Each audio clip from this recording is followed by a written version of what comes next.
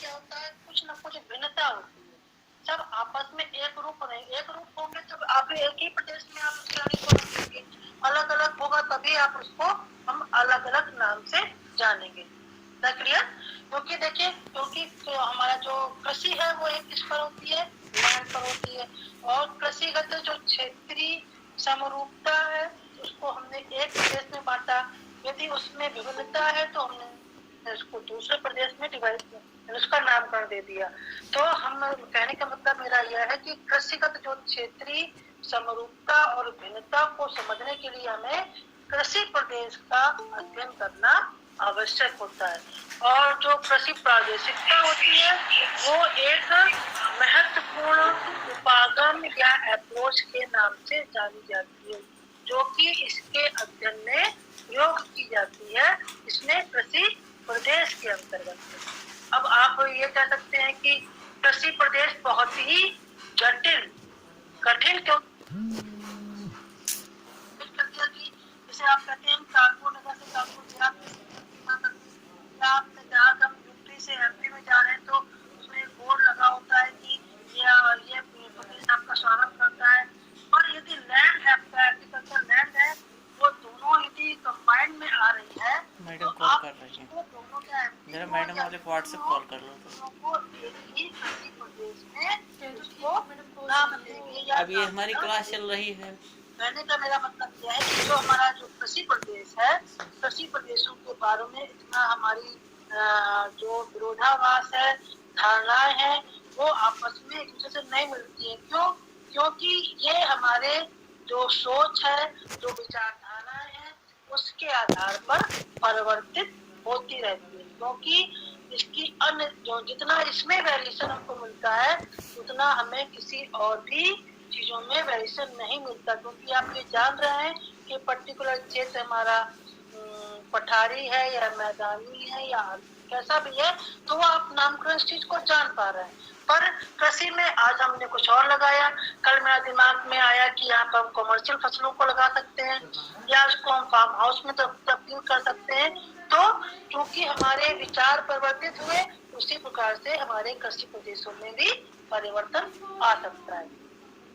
और क्योंकि जब ये हमारे परिवर्तन जब आते हैं तो क्या होता है, कोई ना कोई समस्याएं, जटिलताएं होती हैं। और इस जटिलताओं को ध्यान में रखते हुए ही भूगोलवेत्ताओं ने इसको जो है अलग अलग मानक के आधार पर, अलग अलग मापदंडों के आधार पर सीमांकन करने का एक प्रयास किया था।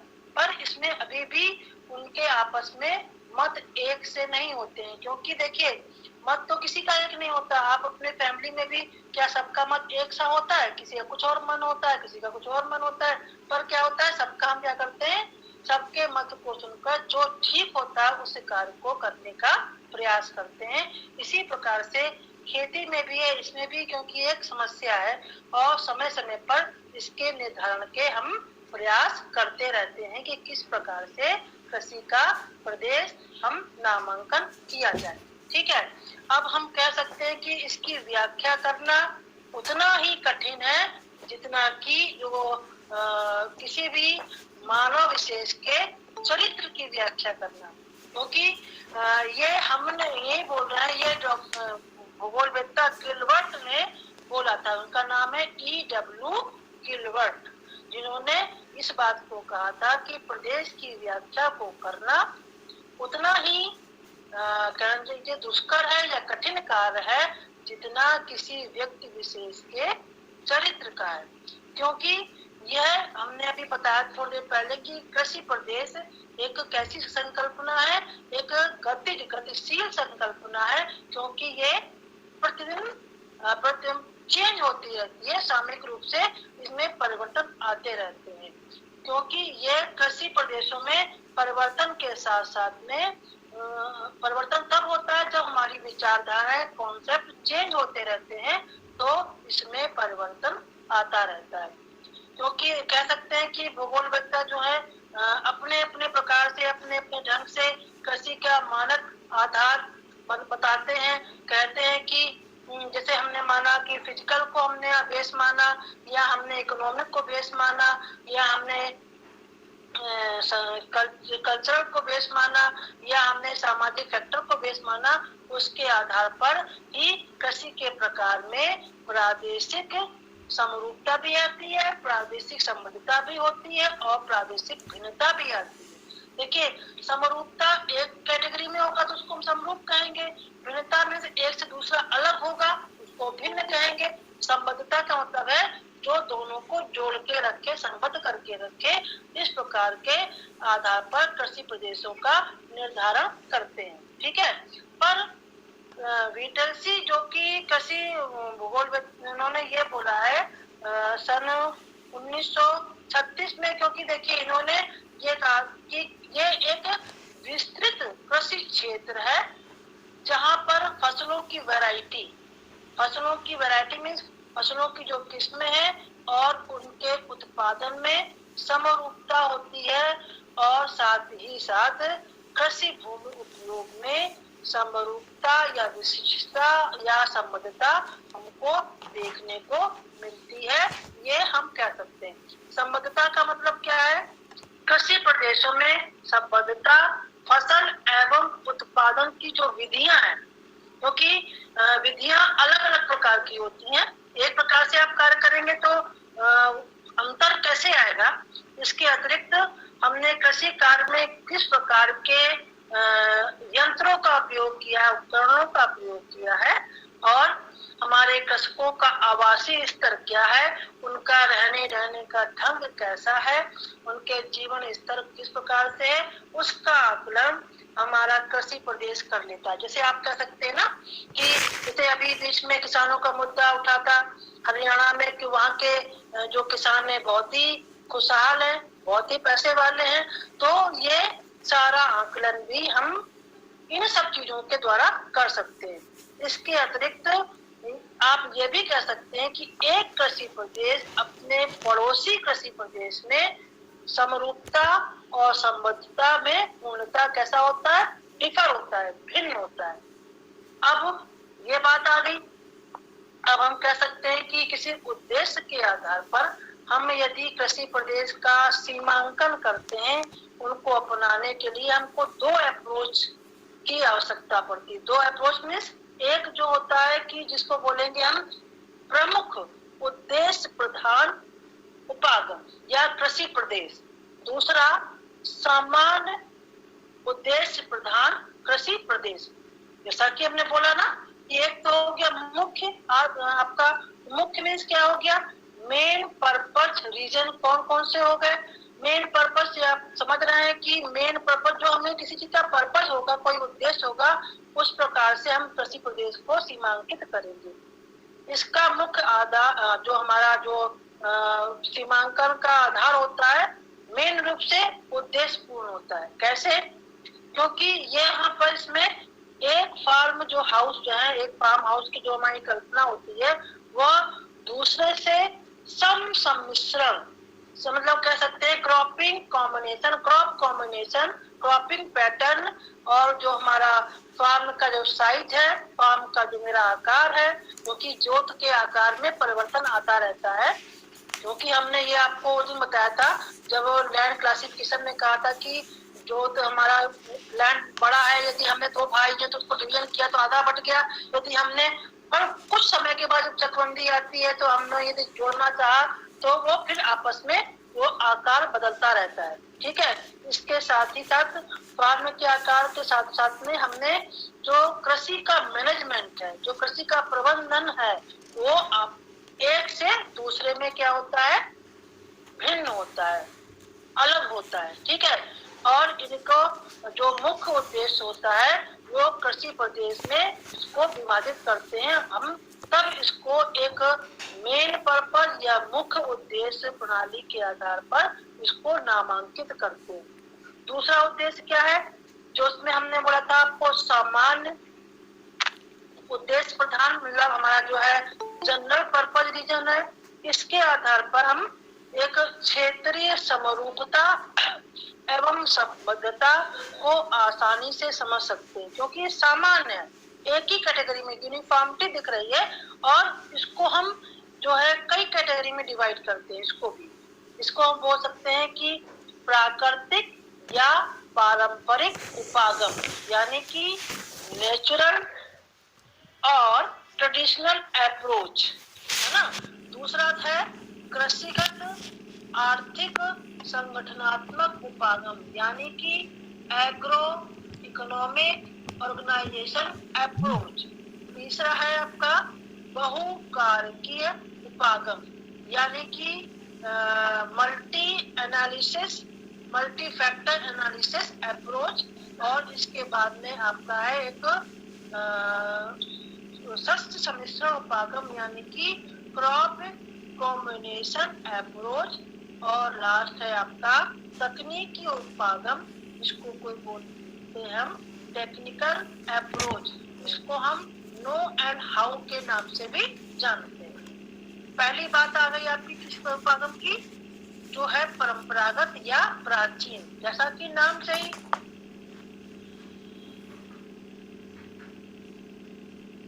हम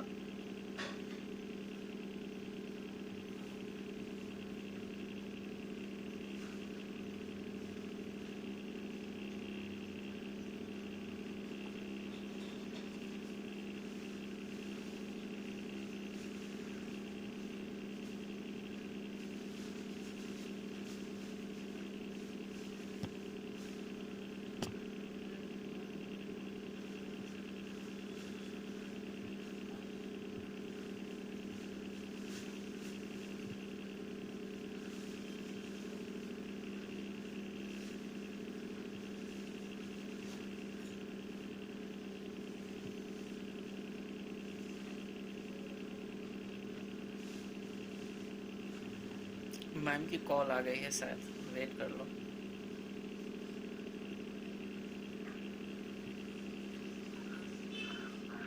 मैम लेफ्ट हो गई हैं, मैम लेफ्ट हो गई हैं, फिर से ज्वाइन करेंगी, वेट कर लो।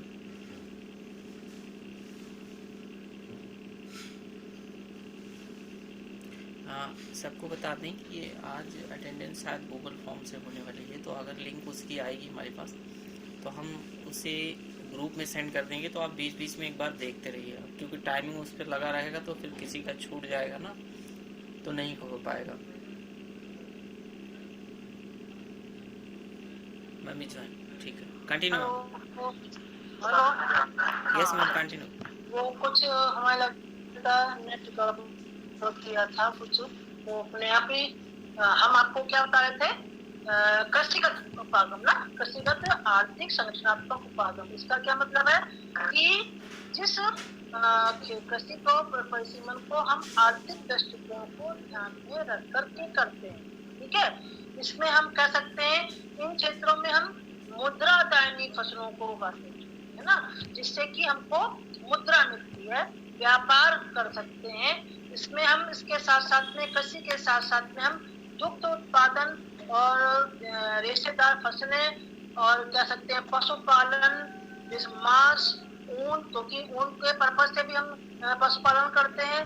तो इन सब के द्वारा जो हम फार्मिंग करते हैं उनको हम इसी उपागम के अंतर्गत में, इस श्रेणी के अंतर्गत में रखते हैं। क्यों? और ये कृषि को हम उद्यम मानते हुए इसको हम फार्मिंग पद्धति भी कहते हैं, क्योंकि ये एक हमारी अलग टेक्निक हो जाती है हमारे एग्रीकल्चर को इकोनॉमिक के साथ में कनेक्ट करने के लिए। यहाँ पर ये इसका मुख्य रूप से प्रयोग अधिकांशतः पश्चिमी यूरोपीय क्षेत्रों में, अमेरिका में, ऑस्ट्रेलिया में, न्यूजीलैंड में ये अधिकांशतः इसका उपयोग होता है। इसके बाद में हमने आपको बताया था बहुकारकी उपागम, है ना। बहुकारकी का मतलब क्या हो गया, मल्टी फैक्टर एनालिसिस उपागम। इसमें क्या होगा, बहुकारक में एक कारक से अधिक चीजों को उगाना।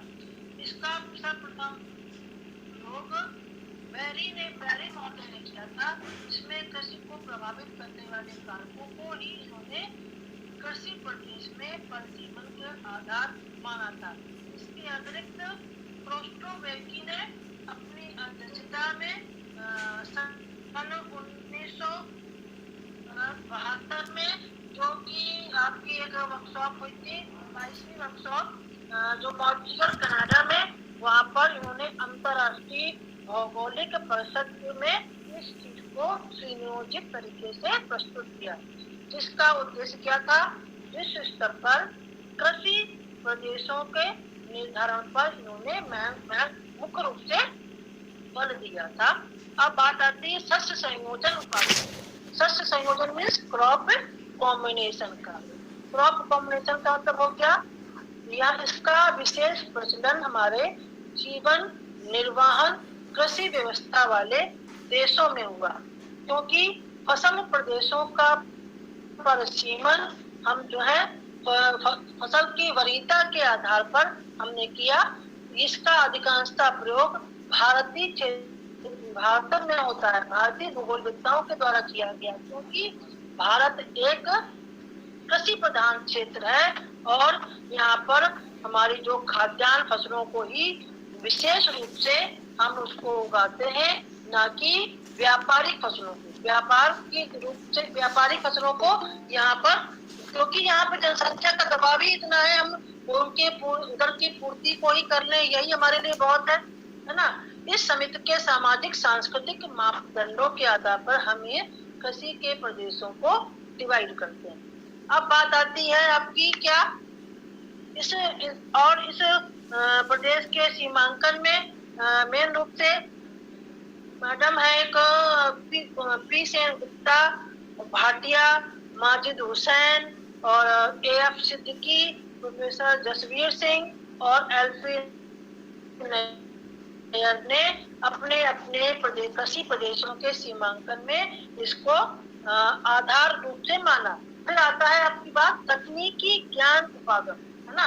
तकनीकी ज्ञान का मतलब जैसा कि आप नाम इसमें तकनीक यूज की जा रही है कि जो हम ये तकनीक यूज करने का समय क्या है, ये जो वर्तमान समय है, वर्तमान समय में हम कृषि के जो हमारा प्रयोग विकास करने के पक्षों में इसका जो हम प्रयोग करते हैं, वो कृषि प्रदेश के निर्धारण में हम इस उपयोग को मेन मानते हैं।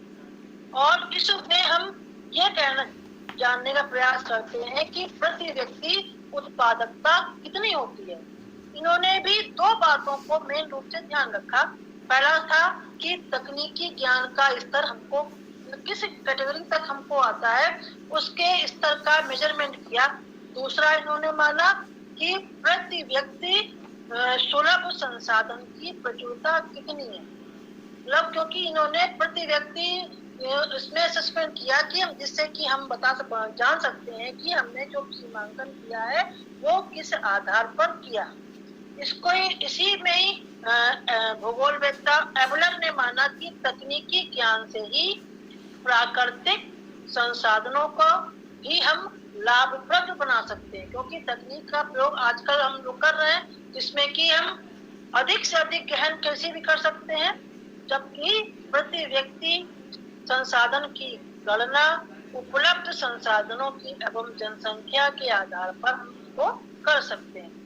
कह सकते हैं कि विश्व के सभी देशों में भिन्न भिन्न रूपों में इन्हें उपलब्ध संसाधनों एवं जो हमारा तकनीकी ज्ञान के स्तर का ही हमको समन्वय देखने को मिलता है। अब बात आ गई आपकी, ये तो जो हमने इतनी बात बताई आपको कृषि प्रदेश के बारे में बताया। अब शुरू होता है जो आपका टॉपिक है, क्या है? कृषि प्रादेशिकरण। कृषि प्रादेशिकरण का मतलब क्या है? जैसा कि जो हम पहले भी कह चुके हैं कि इसकी व्याख्या हम जो हमारे के लिए इतना आसान नहीं है करना, क्योंकि ये एक बहुत ही टिपिकल मुद्दा है और ये समय समय पर स्थान स्थान पर चीजें चेंज होती है। ठीक है, क्योंकि कृषि के प्रादेशिकरण की हमको आवश्यकता कृषि के भौगोलिक अनुसंधान की किसी भी अवस्था में उत्पन्न हो सकती है, क्योंकि आप कोई भी कार्य को करेंगे तो पहले उसका असेसमेंट करते हैं। और प्रादेशिकरण मेन रूप से भूगोल का एक महत्वपूर्ण तत्व है एवं कह सकते हैं कि एक हमारी मूलभूत टेक्निक है, सिस्टम है, पद्धति है, इसके अतिरिक्त जिसके माध्यम से हम स्थानिक प्रक्रियाओं और उसके भिन्नताओं की व्याख्या हम कर सकते हैं। अब है बात आती है प्रादेशिकरण की, तो प्रादेशिकरण किसी भी क्षेत्र की समानताओं के सम्मिश्रण को वाली क्षेत्रीय इकाई में बांटने की क्या है, प्रक्रिया है, और अनेक प्रक्रियाओं के समुच्चय का प्रतिफल है। तो समुच्चय मीन्स सबका समूहन का एक प्रतिफल है। कृषि का प्रादेशिकरण किसी देश को कुछ क्षेत्रीय इकाइयों में बांटने की एक क्रिया मात्र ही नहीं है, यद्यपि ये कृषि प्रतिरूपों को समझने की भी एक विधि है। भारत एक विशाल विकासशील देश के लिए विभिन्न क्षेत्रीय इकाइयों में इसको बांटना एक विकास योजनाओं के निर्माण के लिए एक विशेष पूर्ण महत्वपूर्ण अवधि के रूप में रखा जाता है। परंतु भारत जैसे विशाल देश के आर्थिक विकास के लिए देश के विभिन्न भागों का बहुमुखी विकास करना भी हमारे लिए अत्यंत आवश्यक है। भारत चूंकि एक मूलतः एक कृषि प्रधान देश है, इसलिए यहाँ कृषि नियोजन का हमें विशेष महत्व है, और प्रादेशिक विकास के लिए हमको 3 उद्देश्यों की पूर्ति करके हमें उसका ज्ञान करने की आवश्यकता पर उन्होंने बल दिया। इन्होंने कहा कि सबसे पहले कृषि के पिछड़ेपन को दूर किया, दूसरा बताया कृषि में आत्मनिर्भरता लाना, तीसरा बताया प्रादेशिक असंतुलन को दूर करना। ठीक है, इन उद्देश्यों की प्राप्ति के लिए प्रत्येक प्रदेश के अंतर्निहित कह सकते हैं कृषि जो पोटेंशियल है वो विवेकपूर्ण ढंग से उपयोग करना ही हमारे लिए आवश्यक है। अब है कृषि का प्रादेशिकरण कृषि के प्रादेशिक नियोजन के लिए एक आधार प्रस्तुत करता है, क्योंकि विचलसी भी हमारे कृषि प्रदेशों में इन्होंने डिवाइड किया है, और इन्होंने मेन रूप से आर्थिक रूप से कृषि को प्रदेश में डिवाइड किया है। विचलसी ने कृषि के कुछ हमारे जो है वेरिएबल्स बताए थे, जिसके आधार पर इन्होंने कृषि प्रदेशों को अंकन करके डिवीजन करने के प्रयास किए हैं। उनका ही इस पर वेरिएबल पर महत्वपूर्ण योगदान है, और उन्होंने कृषि के प्रादेशिकरण में जो वेरिएबल्स उन्होंने बताए हैं उनके नाम तो हम आपको बता रहे हैं। इसके अलावा भी हम आपको ये बताना चाहेंगे कि कृषि को भी प्राकृतिक रूप से और आर्थिक रूप से डिवीजन किया था, और जो विचलसी है इन्होंने आर्थिक रूप से हमारे कृषि प्रदेश के रूप में विश्व को डिवीजन किया था, जिसमें कि 13 मुख्य प्रदेश हैं। 13 में जिसमें आप जानते भी होंगे, आप लोगों ने पढ़ा होगा यदि, जैसे बोल सकते हैं जलवासी पशुचारण, चावल प्रधान कृषि क्षेत्र, चावल विहीन कृषि क्षेत्र, स्थानांतरित कृषि, स्थानबद्ध कृषि, भूमध्य सागरीय कृषि, फार्मिंग कृषि, व्यापारिक अनुत्पादन कृषि, इस प्रकार के इन्होंने 13 डिवीजन किए थे। ठीक है, पर जो वेरिएबल्स ये बता रहे हैं इसमें इन्होंने बताया क्या बताया था, क्या शस्य एवं पशुधन संयोजन, मतलब क्या है कि हम खेती भी करें और पशुओं को भी पालें, दोनों चीजों का इन्होंने कॉम्बिनेशन बताया।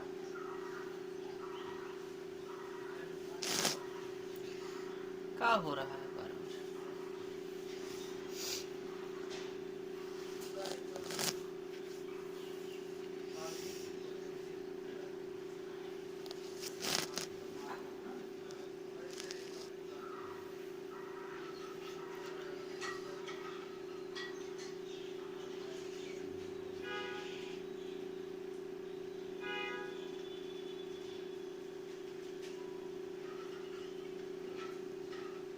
मैम क्या लग रहा है नेट का इशू है, तो वेट कर लो।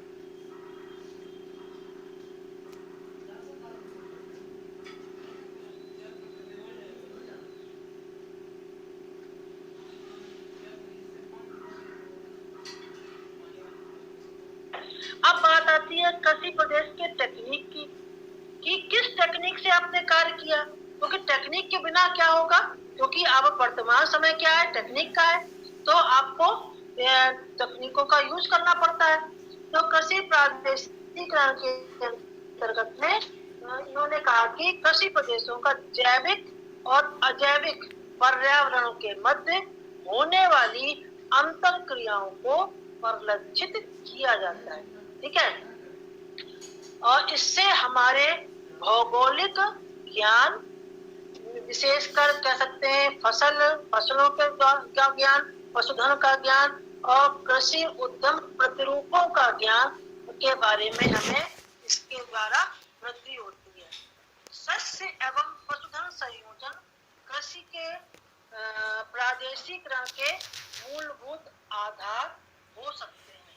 इसके अतिरिक्त कृषि उत्पादकता के स्तर, कृषि गहनता, वाणिज्यीकरण की मात्रा, निर्वाहक स्तर की मात्रा और कह सकते हैं कृषि पद्धतियों के प्रकार, फार्म संरचनाओं का स्तर और उनका समुच्चय, फार्म प्रौद्योगिकी का विसरण किस प्रकार से प्रसार किया गया है, ये सब हमारे कृषि प्रादेशिकरण का क्या है, आधार है। कृषि प्रादेशिकरण के सीमांकन में हम कह सकते हैं कि समय समय पर विभिन्न तकनीकों के द्वारा हम इसको प्रयोग करते हैं। सबसे पहले नंबर आता है हमारे मानवीय तकनीक, क्योंकि मानव के द्वारा जो तकनीक यूज की जा रही है, क्योंकि जो टेक्निक हमने यूज करना शुरू किया है, वो टेक्निक यूज करना शुरू कब से किया है, 19वीं शताब्दी से। इससे पहले तो हमारा जो परंपरागत कृषि थी, प्राचीन रूप से जो कार्य करते थे उस प्रकार से कृषि करते हैं, क्योंकि हम इतने बैक में नहीं जाएंगे किस प्रकार से कृषि का उद्भव हुआ, कैसे कृषि का विकास होना धीमे धीमे शुरू हुआ। अब तो हम बहुत आगे बढ़ चुके हैं इस चीजों में, क्योंकि पहले तो लोगों ज्ञान ही नहीं था कि कृषि की भी जा सकती है। वो तो प्राकृतिक जो हमारे फल फूल कंदमूल थे उस पर ही आश्रित रहते थे पहले, क्योंकि इतना हमारा ज्ञान का विकास तब नहीं था। अब धीमे धीमे इस पर हम आगे बढ़ते जा रहे हैं। तो हमारा पहला कौन सा कारक था, मानवीय तकनीक, मतलब नॉर्मेटिव टेक्निक। 19वीं शताब्दी के पूर्वार्ध में जर्मन विद्वान जो थे वान थ्यूनेन का आपने नाम सुना होगा। इन्होंने 1826 में इन्होंने अपने अनुभव के आधार पर कृषि अवस्थिति सिद्धांत विकसित किया था। ये भी आपके सिलेबस में है शायद इसके आगे, कि वान थ्यूनेन का लोकेशन थ्योरी करके है कि किस प्रकार से वान थ्यूनेन ने कृषि अवस्थिति सिद्धांत को विकसित किया। यह विधि पूर्णतः व्यक्तिनिष्ठ, मतलब व्यक्तिनिष्ठ मीन्स ऑब्जेक्टिव है, और वस्तुनिष्ठ मीन्स सब्जेक्टिव है, क्योंकि यह पूर्व निश्चित और सीमित दशाओं पर आधारित थी। कई भूगोलवेत्ताओं ने इस पर अनेक आर्थिक क्रियाओं के संबंधित अपने अध्ययनों से इस मॉडल की रूपरेखा की थी। क्योंकि देखिए वान थ्यूनेन ने जो बनाया था, सिद्धांत बनाया था, वो सर्किल रूप में बनाया था कि 6-7 सर्किल थे, बीच में सेंटर में इन्होंने नगर बताया था कि उस प्रकार से इन्होंने वान थ्यूनेन ने उसकी कल्पना की थी। उसके बाद में इन्होंने इस कल्पना के अंतर्गत में यह भी बताया था कि हमने इसको 8 डिवीजन कर सकते हैं, तो बीच में यदि नदी का मार्ग है तो हम किस प्रकार से उसका कार्य करेंगे। ये सब चीजें जो वान थ्यूनेन के द्वारा बताई गई थी कृषि अवस्थिति सिद्धांत। ये सिद्धांत जो मानवीय कारक के रूप में है, इसको हम भौतिक दशाओं और कृषि की आधुनिक फार्म प्राप्ति के आधार पर इसको हम परिमार्जित करने का प्रयोग कर सकते हैं। कौन सा कारक था आपका, मानवीय कारक। अब दूसरा कारक आपका आता है अनुभव के आधार पर कारक। अनुभव के आधार पर कारक का मतलब है कि जो हम एम्पिरिकल टेक्निक, मतलब जो हम अनुभव के आधार पर जिस चीज को बनाते हैं, क्योंकि आप कोई भी कार्य करते हैं तो पहले आपने कार्य किया, यदि आप हो सकता है वो कार्य में सफल ना हो, पर आपको उसके द्वारा क्या होता है, अनुभव तो मिल जाता है कि हमको किस चीज की कहाँ कमी रह गई। फिर आप उस चीज में सुधार करते हैं, परिष्कृत उसको परिमार्जन करते हैं, तब उसको नया रूप देने का प्रयास करते हैं। ठीक है, और क्योंकि जो हमारा अनुभवात्मक तकनीक है, इसमें हम जो मानवीय तकनीक के विपरीत यह तकनीक पर्यवेक्षित तथ्यों पर आधारित है। इसको इन्होंने साइमंस ने कहा था कि उनका मत है कि पर्यवेक्षित तथ्य पूर्व धारणाओं पर आधारित नहीं होते। यह उनकी वास्तविकता पर संदेह हम नहीं कर सकते। इस तकनीक का प्रयोग सर्वप्रथम बेकर महोदय ने सन 1925 में फसलों के विवरण की व्याख्या करने में किया था। 20वीं शताब्दी के पूर्व में अपने कह सकते हैं कृषि प्रदेशों के सीमांकन का जो कार्य है विशुद्ध रूप से हम अनुभव पर आधारित ज्ञान पर आधारित था, और क्योंकि तब कृषि संबंधित विस्तृत आंकड़े और जो हमारी जो इसमें हम कंप्यूटर का प्रयोग कर लेते हैं, गूगल का प्रयोग कर लेते हैं, उसमें ये सब हमारी वैज्ञानिक जानकारियों से हम क्या थे, नगण्य थे। हमको नहीं मालूम था कि इससे हमको इस प्रकार से जानकारियां मिल सकती हैं। अब आती है बात एकल कार की तकनीक। एकल कार की तकनीक मतलब सिंगल एलिमेंट्स जो होते हैं टेक्निक, उसके द्वारा, क्योंकि देखिए कुछ होते हैं मल्टी, कुछ होते हैं सिंगल। सिंगल में जो अकेले कार्य किए जाए, ये तो होता है ना सिंगल का मतलब।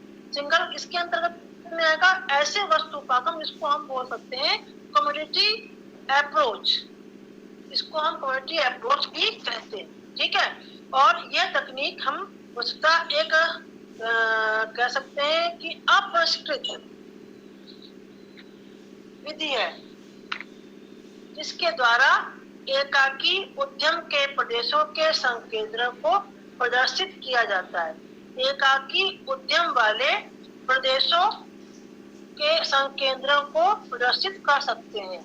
एकाकी उद्यम के प्रदेशों के संकेंद्रों को हम प्रदर्शित करने के लिए इन में हम फसलों और पशुओं से संबंधित उद्यमों को संकेंद्रित करते हैं। जैसे हम कह सकते हैं कि जब कभी आप मान लो एक हमने एरिया लिया, उसमें हम एक ही प्रकार का कार्य किया। एक होती है जिसमें हम समन्वित की बात करते हैं, उसमें हमने एक फसल के साथ दूसरी फसल भी लेते हैं। कहीं कहीं पर हमने बोला था अभी जैविक और अजैविक, तो इस प्रकार से हम अलग अलग चीजों का इसमें प्रयोग करते हैं। किंतु ऐसे प्रदेश की इकाई क्षेत्र को हम एक यूनिट एरिया नहीं समझते, क्योंकि इसके भीतर कुछ भिन्नताओं के आधार पर हम इसको और कैटेगरी में डिवीजन करते हैं। इसका हम सब डिवीजन भी करते हैं। और आंकड़ों का प्रयोग हम जो है एब्सोल्यूट रूप में ना करके सापेक्ष रूप में करते हैं, क्योंकि हमें आंकड़े आप सही रूप से नहीं मिल पाते हैं।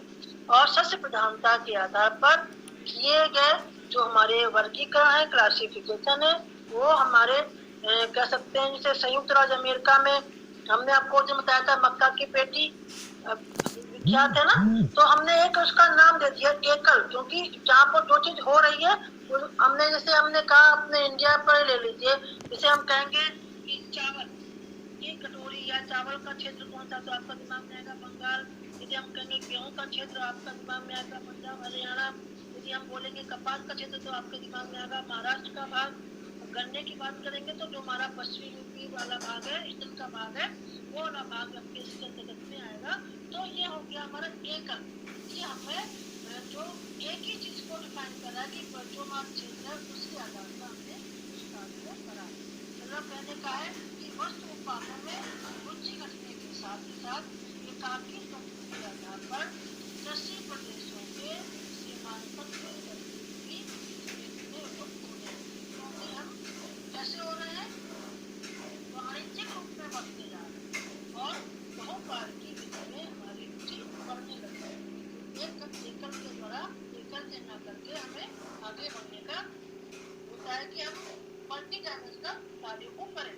अब आती है बात आपकी सांख्यिकी तकनीक। सांख्यिकी तकनीक का मतलब है कि देखिए जो भी डेटा आपको मिलता है, जो भी आंकड़े मिलते हैं, वो आपको क्योंकि आंकड़े आप जानते हैं, आपको पढ़ाया भी गया मेथोडोलॉजी में, आंकड़े आपको दो प्रकार से मिलते हैं, एक होता है प्राइमरी, एक होता है सेकेंडरी। तो आप कैसे उनका असेसमेंट करते हैं, तो बिना आपको कोई चीज को जानकारी नहीं होगी आप उस कार्य को नहीं करेंगे। हमने आपको बताया था, मुझे याद आ रहा है कि कोलोमेट्रिक map, thematic map, isosceles map, तो इसमें जो सांख्यिकी आंकड़े हैं इसमें हम उस चीज का क्या कहते हैं प्रयोग करते हैं। जैसे कह सकते हैं कृषि प्रदेशों के सीमांकन में हम मानवीय अनुभव पर आश्रित एक तकनीक हमारे लिए सफिशिएंट नहीं है। इसमें अतः कृषि भूगोलवेत्ताओं ने इस तकनीक को यानी कि स्टैटिस्टिकल टेक्निक सांख्यिकी तकनीक को भी खोजने के प्रयास किए। इस दिशा में हॉटसन एवं डिकन ने प्रथम प्रयास किया। उन्होंने उत्तरी अमेरिका और यूरोप के कृषि प्रदेशों को सीमांकित करने के लिए इस विधि का प्रयोग किया। इसमें इन्होंने सममान रेखाओं पर आधारित विधि का प्रयोग किया। सममान मीन्स जो एक ही रेखा होती है, आपने पढ़ा होगा ना, उसे कोई पता करता है कि समोच्च रेखा सममान रेखाएं क्या होती है?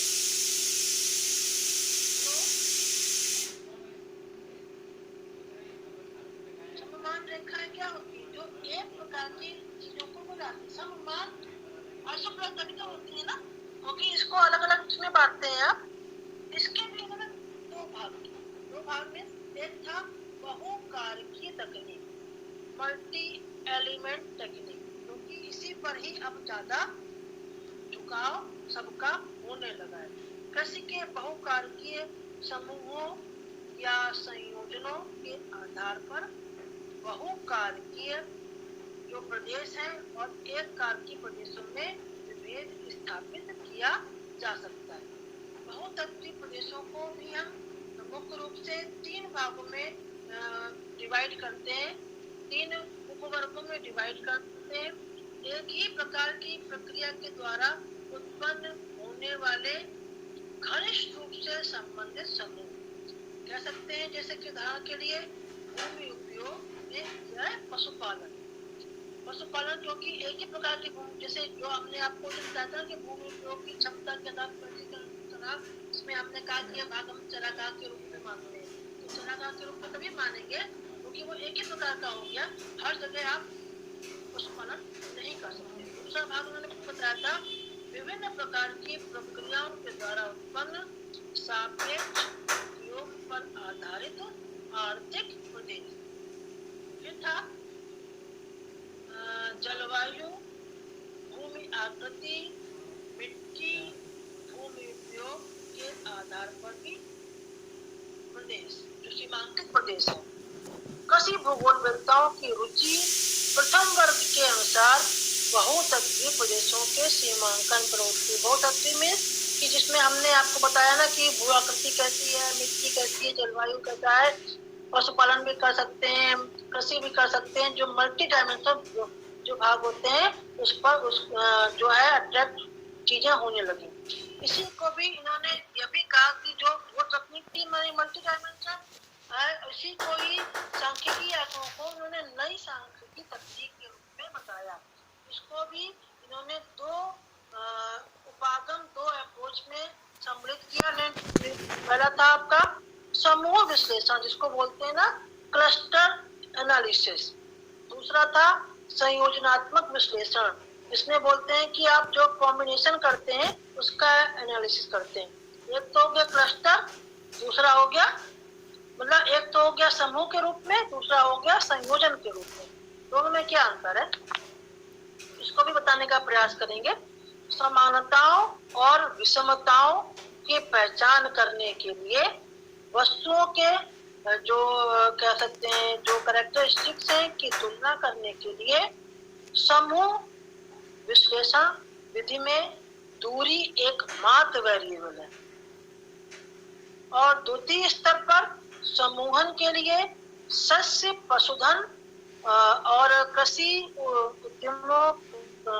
उद्यमों का संयोजन हम कर सकते हैं और इसमें अधिकतम वस्तुनिष्ठता लाने के लिए संयोजनात्मक विश्लेषण विधि का प्रयोग करते हैं।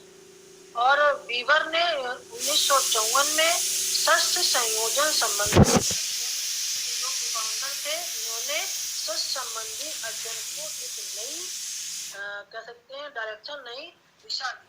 अनेक देशों के विद्वानों ने भी उनको अपने अलग अलग फार्मूले के हिसाब से, जिन्होंने कहा कि प्रामाणिक विचलन निकालना, किसी ने कहा कि हमको सहसंबंध निकालना है, तो उसी हिसाब से इन्होंने वीवर का उद्देश्य था प्रामाणिक विचलन विधि के द्वारा विचलन की वास्तविक मात्रा को ज्ञात करना न होकर विचलन का सापेक्षिक क्रम ज्ञात करना। प्रामाणिक विचलन का सूत्र आपको पता होगा कि sigma T square upon N का होल स्क्वायर, है ना, क्योंकि ये कोरिलेशन आपका होगा sigma D square upon N, जो आपको बोलते हैं one minus sigma 6 sigma D square upon N का। तो ये सब आपको जब आंकड़े पता होंगे किसका किससे संबंध संयोजन है और कोई हमारा कितना प्रामाणिक रूप से कार्य कर रहा है, तो ये अब इन सब फार्मूलों का आपको प्रयोग करना पड़ता है। पर इसकी भी आलोचना हुई। क्या आलोचना हुई? कि सभी फसलों का समान महत्व नहीं है कुछ, क्योंकि हम व्यवहारिक रूप से ये हमारे लिए अनुचित है, क्योंकि किसी फसल की इम्पोर्टेंस अधिक है और किसी की कम है।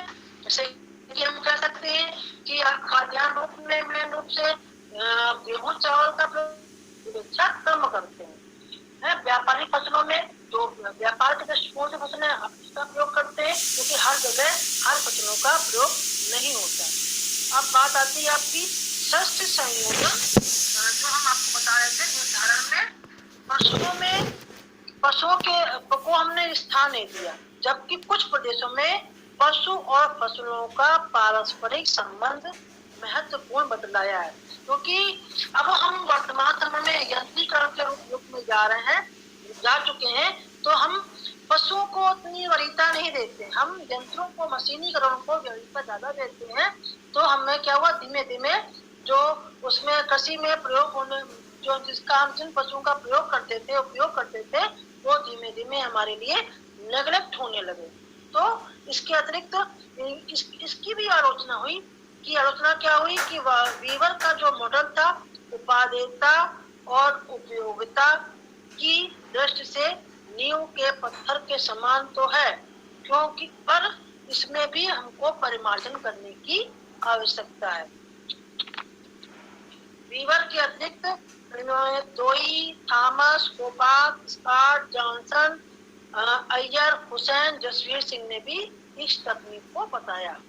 इस तकनीक को जो हमारी शस्त्र संयोजन निर्धारण की तकनीक थी। अब बात आती है आपकी सम्मिश्र बहुकारकीय तकनीक, कॉम्प्लेक्स मल्टी एलिमेंट टेक्निक। इस तकनीक में हम कह सकते हैं कि शस्य और जो पशुधन के संबंधी आंकड़ों को किसी उपयुक्त विधि के द्वारा तुलनात्मक मापनों पे परिवर्तित कर सकते हैं। इसके लिए विभिन्न फसलों के में प्रति एकड़ और विभिन्न पशु वर्गों की प्रति इकाई का आवश्यक मानक श्रम निवेश से भारित कारक प्राप्त किया जाता है, जिसमें असमान आंकड़ों का समेकलन और तुलना संभव हो जाती है। ठीक है, अब बात आती है आपकी समग्र बहुकारकीय मात्रात्मक एवं गुणात्मक तकनीक, एक कंप्लीट मल्टी फैक्ट क्वांटिटेटिव एवं क्वालिटेटिव टेक्निक। ये आपने पढ़ा होगा कि जो हमारे कह सकते हैं जो आपने परीक्षण किए होंगे, एक्सपेरिमेंट बताए होंगे ना, जिसमें डेटा कलेक्शन में क्वांटिटेटिव वैल्यू का प्रयोग करना पड़ता है, क्वालिटेटिव का भी करना पड़ता है, किस प्रकार मात्रात्मक इकाई संख्यात्मक इकाई को आप किस प्रकार से ज्ञात करते हैं, वो सब चीजें आपको बताई जा चुकी है। यह तकनीक स्वयं कैसी है, एक व्याख्यात्मक है जो एक समग्र कृषि प्रदेश का विचार प्रस्तुत करती है। यदि कृषि प्रदेश एकल कारक पर आधारित स्थानिक इकाइयां हैं, तो ये अनेक तत्वों के संयोजन पर आधारित है।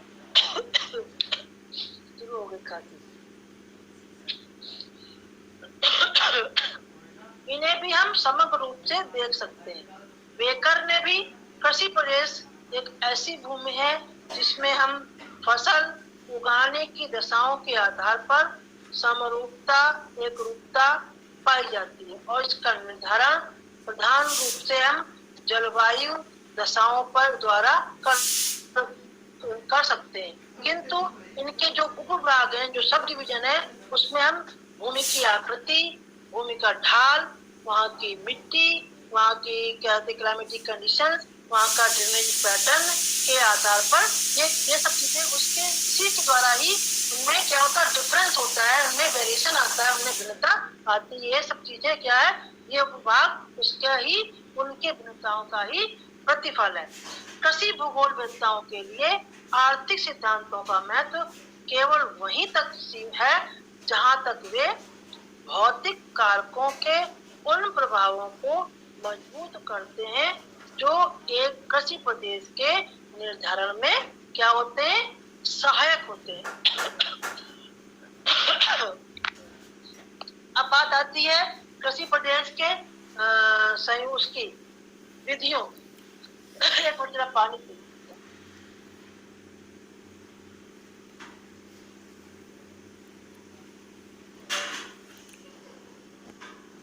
गूगल फॉर्म नहीं आएगा, सर से बात हो गई है, तो सबकी जो है स्क्रीनशॉट भेज दी गई है सर अटेंडेंस के लिए। हमारा है कि नहीं? सब लोग अपने अपने स्क्रीनशॉट भेजेंगे क्या? नहीं, हमने सबका स्क्रीनशॉट ले लिया है, कोई इशू नहीं है, ठीक है। अच्छा, मेरा भी चेक कर लेना। सबका हो गया, हमने देख लिया। बहुत धन्यवाद भाई साहब। मैं तो नहीं छूटा कहीं? क्या? मैं तो नहीं छूट गया कहीं? नहीं, आप सबसे ऊपर हो उसमें। मतलब पढ़ने से ज्यादा अटेंडेंस की चिंता है, क्योंकि अटेंडेंस जाएगी। मैम एक्चुअली होता क्या, अटेंडेंस छूट जाएगी तो इस बार नियम पिछली बार भी था, कुछ बच्चों को फेल कर दिया गया था एक दिन के अटेंडेंस के लिए। हाँ, वो तो अटेंडेंस का तो होता ही है, हर चीजों का होता है, क्योंकि आप लोग के साथ जो अब जो मार्च तक शायद लास्ट है ना क्लासेस की। हाँ मैम, मार्च तक लास्ट क्लासेस होंगी और उसके बाद एग्जाम होगा। मैम अप्रैल है, 15 अप्रैल। 13 अप्रैल तक बता रहे थे सर। 13 अप्रैल तक होता है। मतलब ये आप बंदों की 15 तक थी। वैसे आप लोग की मेथोडोलॉजी वगैरह की क्लासेस तो हो चुकी होंगी, लगभग काफी हो चुकी होंगी। हाँ, रिवाइज हो रही है मैम, उसमें कुछ क्लासेस रिवाइज हो रही हैं, कुछ वैसे चल रही हैं। आप लोग का एक बार टेस्ट भी हो चुका होगा मेरा ख्याल है। जी मैम, नहीं हुआ टेस्ट हो गया। Yes ma'am. है ना? हाँ, क्योंकि सब चीजों का असेसमेंट करा जाता है ना। आप लोगों को यह भी बता दिया गया हो थीसिस किस प्रकार से लिखी जाती है, क्या क्या उसके पेपर, क्योंकि आपको इसके लिए पहले पेपर पब्लिश कराने पड़ते हैं ना चीजों का। आप तो पढ़ते हैं आगे। ठीक है मैम, कंटिन्यू करें। तो आगे क्योंकि तो समय है, फरवरी चल रहा है, तो मार्च अप्रैल। कल तो एक वेबिनार रखा है, तो उसमें सबने रजिस्ट्रेशन करा लिया अपना। जी मैम, कर लिया। अब हम बढ़ते हैं इस पर। कृषि आपको बता रहे थे, कृषि प्रादेशिकरण की क्या है विधियां कौन कौन सी है, क्योंकि आप कोई भी कार्य करेंगे तो आपको उसकी इम्पोर्टेंस, ये कि उसका रीजन क्या है, उसकी कहाँ कौन सा क्षेत्र है, हम किस तकनीक का प्रयोग कर सकते हैं, तो हमें हर चीजों की जानकारी होती है, तो हम उस कार्य को आसानी से कर सकते हैं विश्व स्तर पर। क्योंकि ये सब कार्य जो होता है विश्व स्तर पर, क्योंकि आप पढ़ रहे हैं तो ये नहीं कि हम स्पेशली कानपुर का पढ़ेंगे, यूपी का पढ़ेंगे या इंडिया का पढ़ेंगे आप विश्व का। भले बात वो दूसरी बात है कि आप जो कार्य करेंगे वो तहसील लेवल पर करेंगे, कह सकते हैं, और इसमें सिटी लेवल पर करेंगे, या उसका आपस में जो भी, या कोई स्टेट लेवल पे तो कार्य नहीं करता, क्योंकि वो कार्य बहुत बड़ा हो जाता है, उतना जो समय दिया जाता है उसमें उतना कार्य को वो करना संभव नहीं हो पाता है। पर विश्व स्तर पर फसलों के वितरण, ग्रामीण अर्थव्यवस्था के प्रकार और जो इनसे संबंधित क्या है समस्याओं के जो प्रवृत्ति है, उस पर हमको उन्होंने अध्ययन किया था। इसने जसवीर सिंह का नाम बताया था हमने आपको। उन्होंने जसवीर सिंह ने जो जिन विधियों का प्रयोग किया है, उनको विधियों का नाम है, एक तो है शस्य प्रतिरूप, मतलब कि क्रॉपिंग पैटर्न, क्रॉप का पैटर्न क्या होना चाहिए। दूसरा है शस्य संयोजन, यानी कि क्रॉप कॉम्बिनेशन, शस्य संकेंद्रण या कि क्रॉप कंसंट्रेशन, और शस्य विविधीकरण यानी कि क्रॉप डाइवर्सिफिकेशन। ये सब एक ही में आता है कि शस्य संयोजन, संकेंद्रण और विविधीकरण। तो जो हमने आपको बताया। तीसरा था आपका कि कृषि उत्पादकता के स्तर में असंतुलन किस प्रकार से, जो हमारा जो बैलेंस है कैसे गड़बड़ा रहा है प्रादेशिक रूप में, उसको बैलेंसिंग करना। और फिर है आपकी वाणिज्यिकरण की मात्रा की डिग्री ऑफ कॉमर्शलाइजेशन की किस प्रकार से हम, क्योंकि हम क्या पढ़ रहे हैं मूल रूप से अर्थव्यवस्था के को सुदृढ़ करने के लिए उस क्षेत्र पे आगे बढ़ते हैं, ना कि खाद्यान्न फसलों पर ज्यादा ध्यान देते हैं। फिर है हमारा शस्य क्रम विश्लेषण, मतलब क्रॉप सीक्वेंस एनालिसिस। फिर आपका आता है शस्य कृषि में परिवर्तन का परिमाण, यानी कि volume of change in crop cultivation. फिर आपका है कृषि विकास का मूल्यांकन, मतलब कि रेटिंग ऑफ एग्रीकल्चर डेवलपमेंट। सबसे आखिर में आप एग्रीकल्चर का जो कृषि का जो विकास होता है उसको रेटिंग करते हैं कि हम किस क्षेत्र किस रूप में बढ़ रहे हैं, आगे हमारे लिए लाभकारी हो रहा है या हमारे लिए ये नुकसानदायक चीजें हैं। पर बात आती है आपके सबसे पहले क्या है शस्य प्रतिरूप, मतलब क्रॉपिंग पैटर्न, किस प्रकार के पैटर्न के द्वारा हम कार्य को करते हैं। इसमें की है आपका कह सकते हैं कि फसलों और पशुओं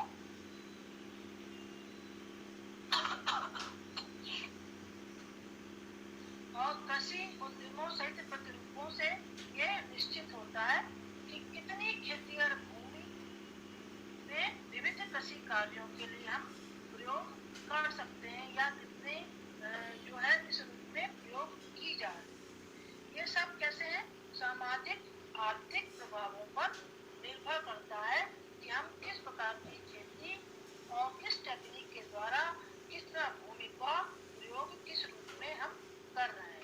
और इसमें हम कृषक के उद्यम के चयन और कृषि कार्य के निवेश की गहनता को भी निर्धारित करते हैं। तो कहने का है कि देखिए जब हमको ये पता हो गया कि जो भूमि है हमारे पास वो कितनी है, उस पर हम किस प्रकार के खेती करेंगे और किस चीज का प्रयोग करेंगे, कौन सी तकनीक का प्रयोग करेंगे, किस प्रकार के कृषि उद्यम का प्रतिरूप में हम प्रयोग करेंगे, तो हमें उसे जो हमने चयन किया है उसके हिसाब से हमें उससे निवेश करने का जो निवेश किया है उसकी गहनता का आकलन कर पाते हैं कितना हमने निवेश किया।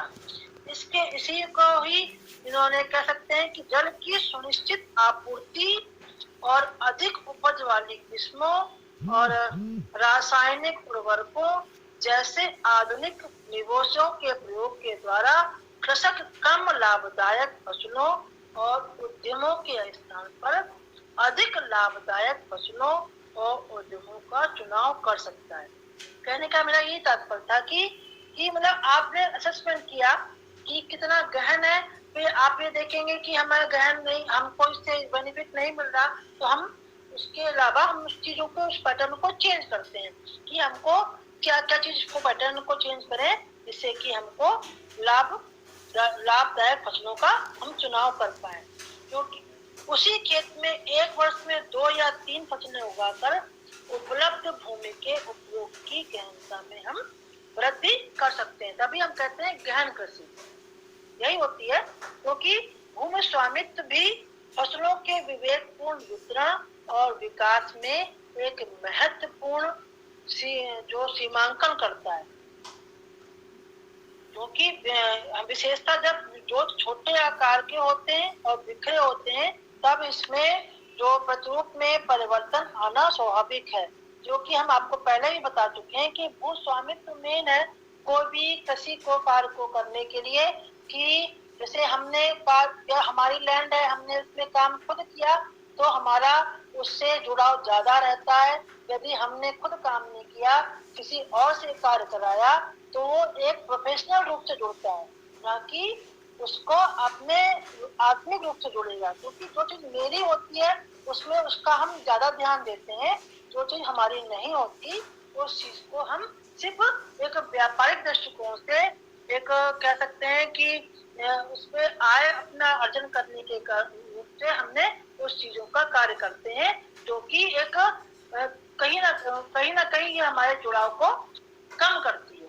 हमारे अंदर वो फीलिंग नहीं आती कि मेरा है। ठीक है, खाद्यान्न फसलों की अपेक्षा हम वाणिज्यिक फसलों का क्षेत्र और वितरण अधिक सीमित है हमारा। क्योंकि आपको हमने बताया थोड़ी देर पहले जो खाद्यानिक भूमि के लिए कि जो हमारे जो भारतवर्ष में है वहाँ पर मुख्य रूप से खाद्यान्न फसलों का अधिक क्षेत्र है, व्यापारिक फसलें नगण्य हैं, क्योंकि यहाँ पर हम उसके अलावा ये आप जितना हमारा क्षेत्र कृषि करने का है वो उससे अधिक कहीं अधिक हमारी जनसंख्या है, उसकी ही उदर पूर्ति हम किसी तरह से करने का प्रयास करते हैं। और वाणिज्यिक फसलों की सफलता भौतिक कारकों पर उतनी निर्भर नहीं करती जितनी कि आर्थिक और मानवीय कारकों पर करती है। क्योंकि देखिए वाणिज्यिक फसल करेंगे, मुद्रादानी फसलें करेंगे, इसी तरह फसलें करेंगे तो वो आपके क्या एक इकोनॉमिक लेवल के हिसाब से कार्य होता है। उसमें भी हम कोई भी इस तरह का कार्य करते हैं तो उसके लिए हमको जो कुशल टेक्नीशियंस होते हैं, जो कुशल हमारे श्रमिक होते हैं वो और उनकी जो हमारी जानकारियां होती हैं उनके रूप में, और जो हमारा उसमें जो धन व्यय होता है वो उन पर आधारित मेन रूप से होता है कि क्योंकि जो कुछ चीजों की जो कमी होती है उसको भी हम किसी प्रकार से पूरा करने का प्रयास करते हैं। और इसके साथ ही साथ हम कह सकते हैं, आपको हमने बताया था कि गन्ने की खेती का समय लंबा होता है, कुछ खेती होती है कैसी होती है जो कम महीनों की होती है, क्योंकि गन्ने की खेती में सघनता में हम जो है, क्योंकि इसके लिए हमें क्या चीनी बनाने के काम आती है, शक्कर बनाने के काम आती है, तो चीनी मिलों की निकटता और परिवहन में सुलभता जो होती है इसका प्रमुख प्रबल कारक होता है। देखिए जैसे कि हम कह सकते हैं गन्ना आपका जो पश्चिमी उत्तर प्रदेश में होता है तो जो हमारे शुगर मिल है उसी क्षेत्र में ज्यादा है ना, कि जिससे कि हमारा, क्योंकि आप कोई भी कार्य कोई भी उद्योग स्थापित करेंगे, कोई भी व्यापारिक रूप से कार्य करेंगे तो ये नहीं है कि हम उसका पूर्ति अपने लिए करेंगे, वो हम व्यापार को दृष्टि में रख के कार्य करते हैं। तो व्यापार को दृष्टि में रख के कार्य करते हैं तो हमें उसके लिए परिवहन के साधनों की जानकारी या उसकी भी आवश्यकता पड़ती है। उसके साथ साथ भी हमको कुशल श्रमिकों की भी आवश्यकता पड़ती है जिससे कि हम उस कार्य को करवाने में सहायक होता है। ठीक है, शस्य प्रतिरूप सर्वदा एक समान नहीं रहता। ये फार्म प्रौद्योगिकी तथा आर्थिक कारकों में सुधार के साथ साथ क्या होता है, बदलता रहता है। किसी देश के शस्य प्रतिरूप के अध्ययन में वहाँ की जो जलवायु है और वहाँ की मिट्टी की दशाएं हैं आधारभूत होती हैं, क्योंकि ये फसलों के प्रादेशिक और जो भूमिगत पर्यावरण का निर्माण करते हैं। अब बात आती है, अभी बताया था हमने आपको शस्य प्रतिरूप, दूसरी बात थी आपकी शस्य संयोजन, है ना, क्रॉप कॉम्बिनेशन। ये तो था क्रॉप कॉम्बिनेशन का मतलब है विश्व के सभी देश अपने यथासंभव अधिकांश क्षेत्र को कृषि के अंतर्गत ही रखते हैं, किंतु भौतिक, सामाजिक, आर्थिक और संगठनात्मक व्यवस्थाओं के विविधताओं के कारण कृषक फसलों और पशुधन के विभिन्न संयोजन अपनाते हैं। संयोजन विश्लेषण के द्वारा विभिन्न क्षेत्रीय इकाइयों में फसलों और पशुओं के सापेक्ष महत्व को हम बेहतर ढंग से समझ सकते हैं। इसी लिए सबसे पहले फसल और जो पशुओं का जो कोटि क्रम है उसका हमको निर्धारण करना पड़ता है। जसवीर सिंह ने इसी के बारे में बताया है कि पर्यावरणीय संबंधों के द्वारा प्राथमिक फसल के उत्पादन के क्षेत्रों की आकृति निर्धारित होती है, जबकि सामाजिक आर्थिक संबंध उनके विस्तार को निर्धारित करते हैं। शस्य यानी कि पशुधन और कृषि उद्यम संयोजन विश्लेषण, ये जो है प्रतिरूप के अध्ययन की एक महत्वपूर्ण विधि है जो ग्रामीण क्षेत्रों के प्रादेशिक नियोजन और विकास के लिए एक समग्र जो है आधार प्रदान करते हैं। इसी के अंतर्गत में शस्य संयोजन के द्वारा स्थानीय पर्यावरण की भूमिका के संदर्भ में ही हम सस्य प्रतिरूप की अनुकूलता और जो निरंतरता है का मूल्यांकन हम कर सकते हैं और यह भी ज्ञात कर सकते हैं कि अमुक क्षेत्र में पर्याप्त पोषण युक्त आहार प्रदान करने की क्षमता है कि नहीं, उसकी कैपेबिलिटी का भी हम आकलन कर पाते हैं।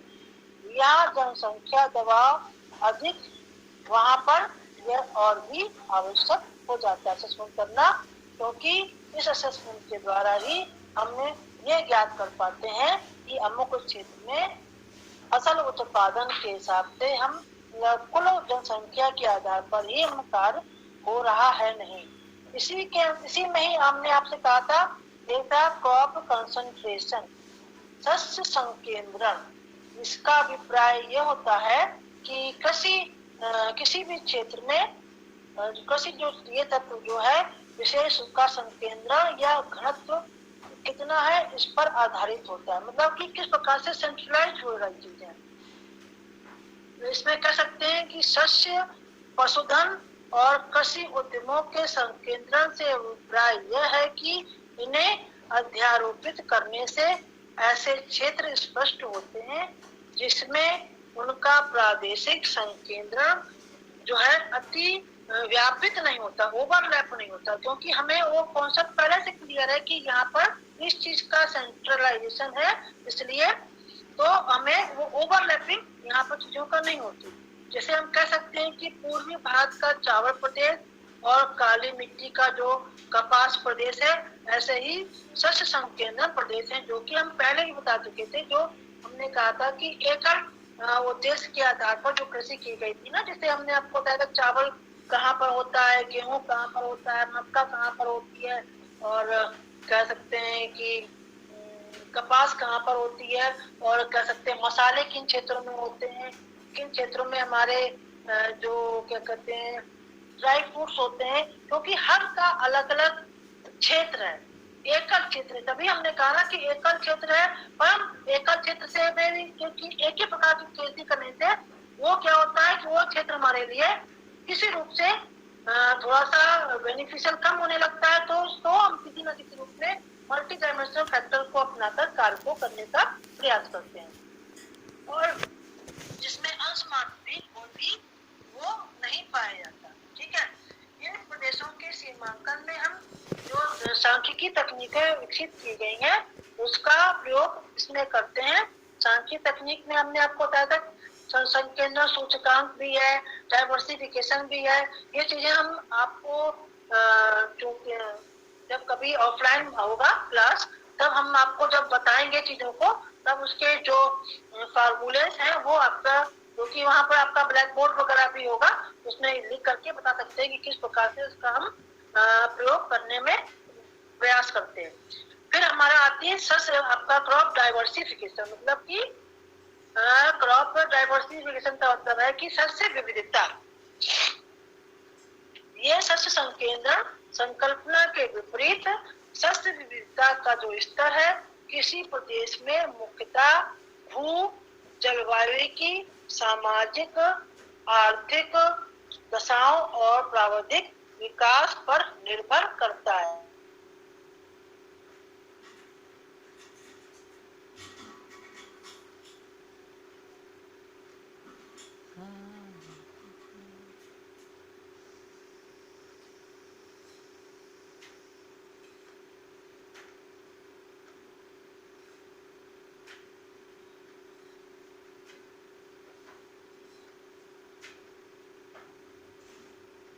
वो कौन कौन से हैं?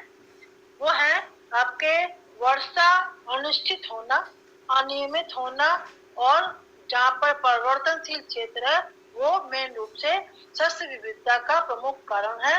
और सिंचाई के पर्याप्त साधन न होना, कृषक एक मौसम में अनेक फसलें उगाते हैं, इसमें हम कह सकते हैं विविधीकरण में देखिए कहीं पर बाढ़ आती है, कहीं सूखा पड़ता है, कहीं कल ही ओला पड़ गया, तो जो क्रॉप खड़ी है तो हमारे लिए कहीं ना कहीं वेरिएशन आ गया ना कि कहीं पर वो फसल बहुत अधिक अच्छी हो रही है और कहीं पर हमें जो है अकाल का, सूखा का, बाढ़ का, उनके प्रकोपों का, उनकी आपदा को झेलना पड़ता है। फिर है परंपरागत निर्वाह कृषि पद्धतियों में कृषक अपने परिवार की आवश्यकताएं पूरी करने के लिए अनेक फसलों को उगाते हैं, जो कि हमने बताया था अभी, जो कि आपका जीवन निर्वाह कृषि बताई थी, उसके अंतर्गत में आता है। ऐसे क्षेत्रों में उच्च स्तर की कृषि विविधता दृष्टिगोचर होती है। इसके अतिरिक्त रोजगार के अवसर उत्पन्न होते हैं इन क्षेत्रों में, क्योंकि कृषक वर्ष भर विभिन्न फसलों के बुवाई करने में, गुड़ाई करने में, कटाई करने में और उसको एक स्थान से दूसरे स्थान मार्केट ले जाने में वो व्यस्त रहते हैं। पर ये तकनीक अब धीमे धीमे कम होती जा रही है, क्योंकि इसका प्रयोग हमने प्रौद्योगिकी स्तर पर करने लग गए हैं। क्योंकि ये जो हम बता रहे हैं ये क्या था, ये एक प्राचीनतम परंपरागत पद्धति के आधार पर कार्य था।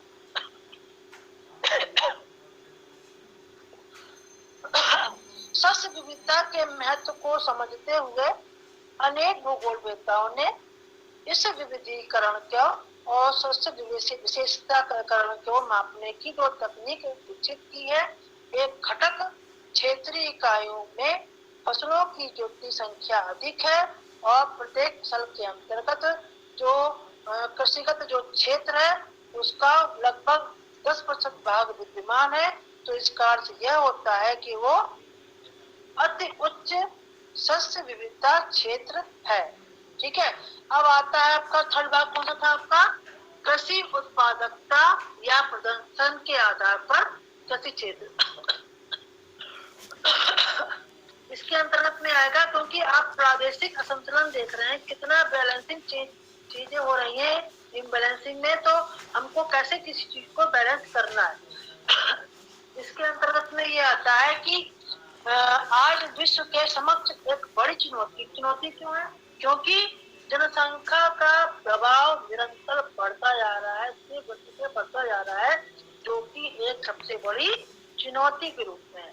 उनके पोषण को नियंत्रित करने के लिए हमें भोजन की मांग होती है, जो कि हमें उसकी पूर्ति करने के लिए हमको कहीं ना कहीं जो बैलेंस बिगड़ता है वो इसी कारण से बिगड़ता है। उसी को ध्यान में रख करके हम कृषि उत्पादकता का ध्यान रखते हैं, करने का प्रयास करते हैं, जो कि हमारे भोजन की मांग है, उस चीज को खाद्यान्न फसलों को उगाने पर ज्यादा प्रयास करते हैं।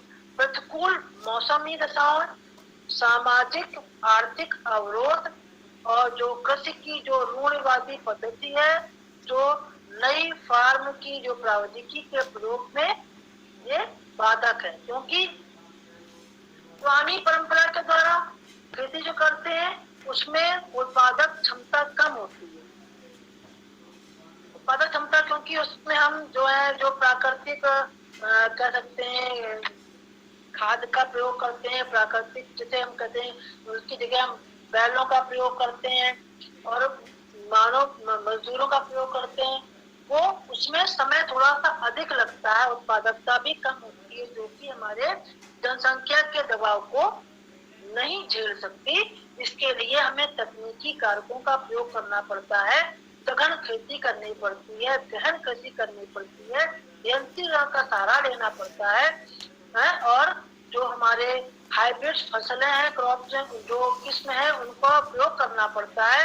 और जो है हमारे जो क्या कह सकते हैं कि जो खाद है उसका हमें जो इस प्रकार की खादें होती हैं जिसमें हमारे वो कहीं ना कहीं नुकसान जरूर करती है, जिसमें हमको केमिकल पेस्टिसाइड मिला होता है, वो चीजों का प्रयोग करते हैं, क्योंकि जो हम प्राकृतिक रूप से करेंगे उसमें उत्पादकता कम होगी, जो हम यांत्रिक रूप से करेंगे और सघन रूप से करेंगे अधिक कम क्षेत्र में अधिक फसल उत्पादन के लिए, उसमें उत्पादकता तो अधिक होगी, पर वो कहीं ना कहीं हमारे लिए हानिकारक होती। जो नई जो बीमारियां इजाद हुई है, नई जो बीमारियां हुई है, वो इसी का मेन रूप से कारण होता है। और यही सभी बाधाएं जो है भोजन के उत्पादकता के स्तरों में प्रादेशिक असंतुलन उत्पन्न करती है। किंतु कृषि रूप में पिछड़े प्रदेशों या देशों में कृषि में आधुनिकीकरण को अपनाकर हम उत्पादन को सरप्लस कर सकते हैं। उन्नत फार्म प्रौद्योगिकी जो को अपनाने वाले कृषक और उनसे वंचित कृषकों के मध्य में यही अंतर हमको दृष्टिगोचर होता है, क्या कि उत्पादक वहाँ पर मूल्य अधिक है और जहाँ पर वो इस प्रकार का प्रयोग नहीं करते वहाँ पर उत्पादन उस हिसाब से कम होता है, जिसका कि हमारा सामाजिक दृष्टि से बहुत अधिक महत्व है। भारत के कह सकते हैं अधिकांश राज्यों में कृषि वैज्ञानिक और कृषक खाद्य समस्या की चुनौती का सामना करने के लिए यहाँ के जो मेन राज्य अधिकांश राज्य अभी भी उस चीजों को झेल रहे हैं, उस पर तत्पर है। अनेक प्रयासों से हम फार्म हाउस में उसके उत्पादन में वृद्धि करने का प्रयास करते हैं। कैसे कर सकते हैं?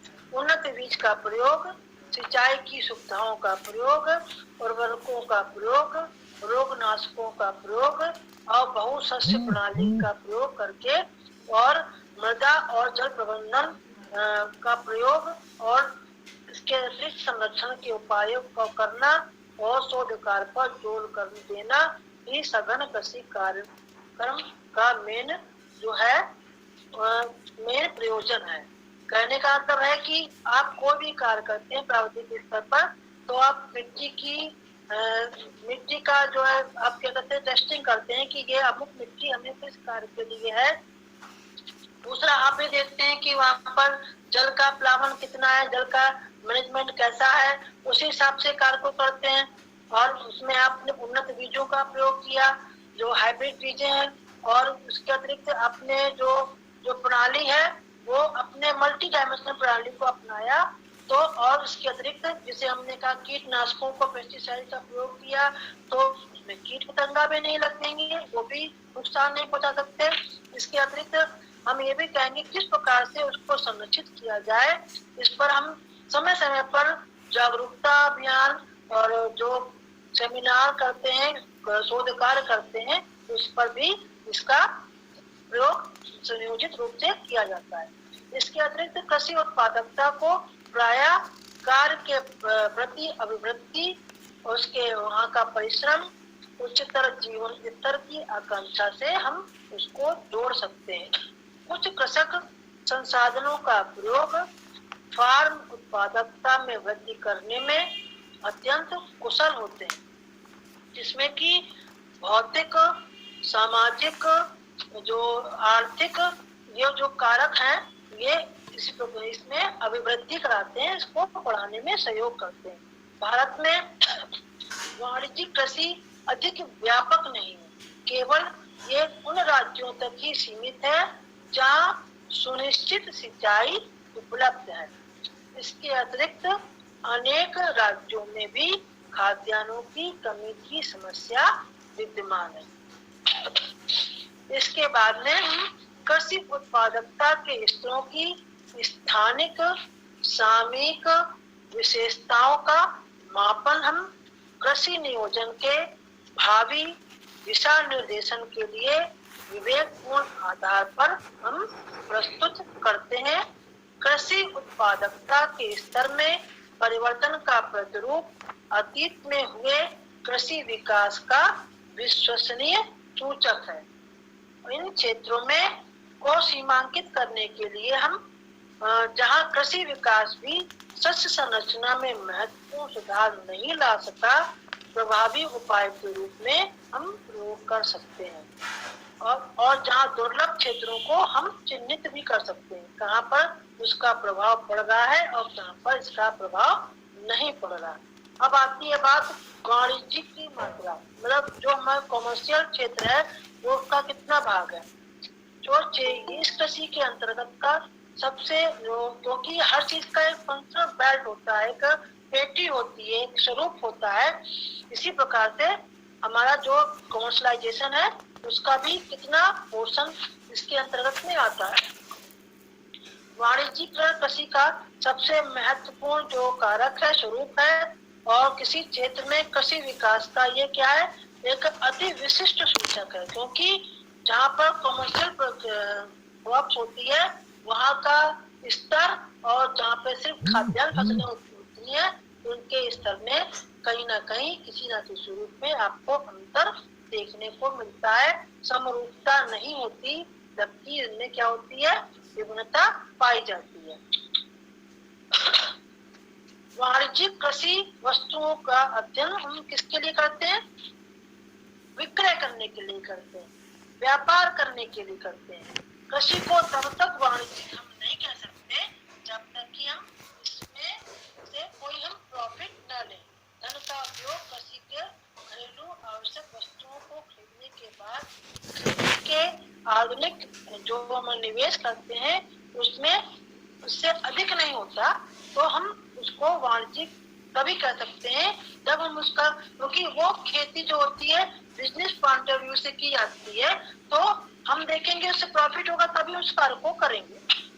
जबकि निर्वाह कृषियों पर बाजारों के उतार चढ़ाव का भी कोई प्रभाव नहीं पड़ता, क्योंकि देखिए आप कोई भी कार्य करते हैं उससे पहले ये देख लेते हैं कि लैंड कैसी है, हमें उस मार्केट में डिमांड है कि नहीं, क्योंकि देखिए उसकी डिमांड के आधार पर भी हमने कृषि का डिवीजन करते हैं और हम कम लागत के आधार पर भी इसका डिवीजन करते हैं और सब कारकों के आधार पर भी डिवीजन करते हैं, जिसमें कि सब चीजों का समूह होता है। पर वाणिज्यिकरण का जो आधार होता है मेन रूप से जो हमारा जिन क्षेत्रों का हम कह सकते हैं बिजनेस के पॉइंट ऑफ व्यू से कार्य करते हैं तब हम इस चीजों को करते हैं। इसके स्तर का विश्लेषण हम स्थान, फार्म के आधार, फार्म का आकार, उद्यम के प्रकार और कृषकों के जीवन स्तर के आधार पर भिन्न भिन्न रूप से उसका आकलन करते हैं कि किस प्रकार से उसका आकलन अलग अलग है। अब बात आती है सस्य क्रम विश्लेषण। क्या क्रॉप सीक्वेंस क्या होता है? मतलब सस्य क्रम से तात्पर्य हम उस खेत पर एक के बाद दूसरी फसल को क्रमशः उगाते हैं, लगाते हैं। सस्य संयोजन और सस्य क्रम स्थानीय परिस्थिति दशाओं में उनकी उपयोगिता और अनुकूलता इनको परिलक्षित करता है। कहने का तात्पर्य है कि जो क्रॉप कॉम्बिनेशन है और जो क्रॉपिंग पैटर्न है, जो वहाँ की कहना चाहिए जो स्पेशल जो ऑर्गेनाइजेशन है उसके जो कंडीशंस हैं उनको इस पर कहीं ना कहीं किसी न किसी रूप में इफेक्ट डालता है। इस पर भी कह सकते हैं जसवीर सिंह ने बताया है कि इन्होंने जसवीर सिंह ने 1997 में कहा है कि सस्य क्रम से संबंधित कुछ समस्याएं भी हैं जिन्हें कृषि विकास में लघु अवधि की उत्पादकता एवं दीर्घ अवधि की संवेदनशीलता की समस्याओं में वर्गीकृत हम कर सकते हैं। मिट्टी की उर्वरता में ह्रास, घटता हुआ जल स्तर, मिट्टी की उत्पादनशीलता का पुनर्स्थापन कुछ ऐसी ही समस्याएं हैं।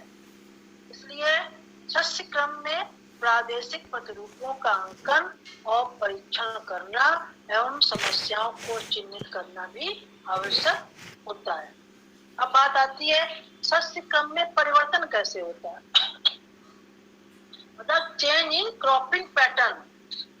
क्योंकि अभी जो आप पढ़ेंगे हरित क्रांति के बारे में, तो क्योंकि हरित क्रांति के पश्चात भारत में परंपरागत शस्य प्रतिरूपों में अनेक परिवर्तन हुए।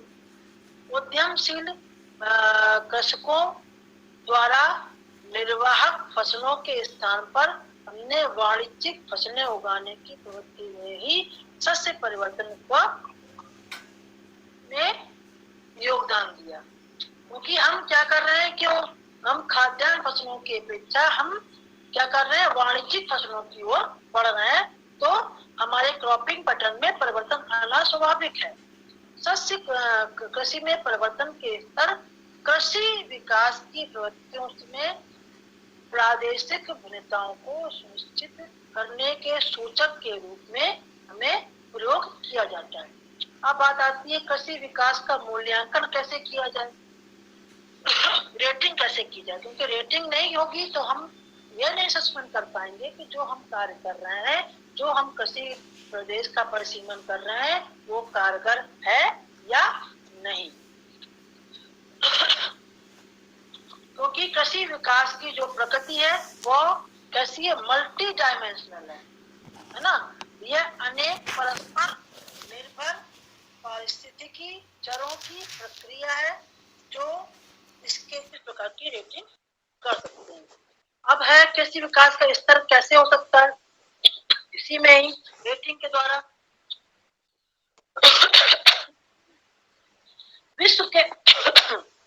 विश्व के अधिकांश विकासशील देशों में जो है कृषि ही देश के अर्थतंत्र की धुरी होती है, क्योंकि इकोनॉमिक इसी से होता है, क्योंकि अर्थ वहन, क्योंकि आप मेन आपका क्या है, लैंड रिसोर्स है।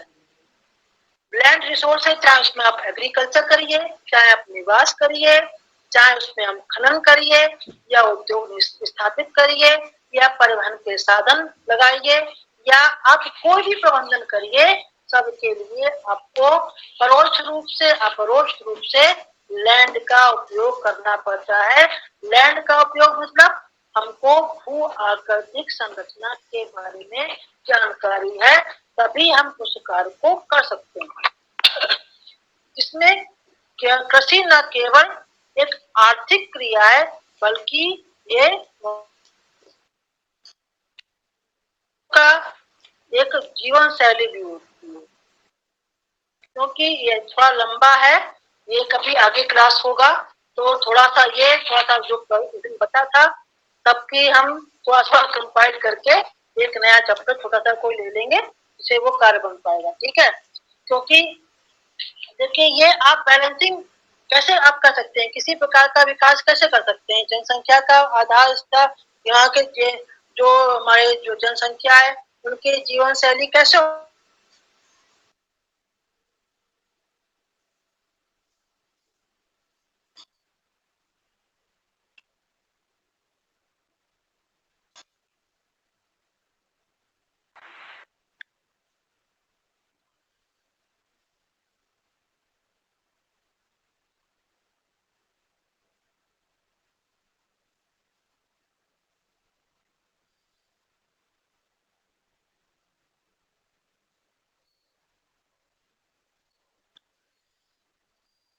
मैम वॉइस नहीं आ रही है आपकी।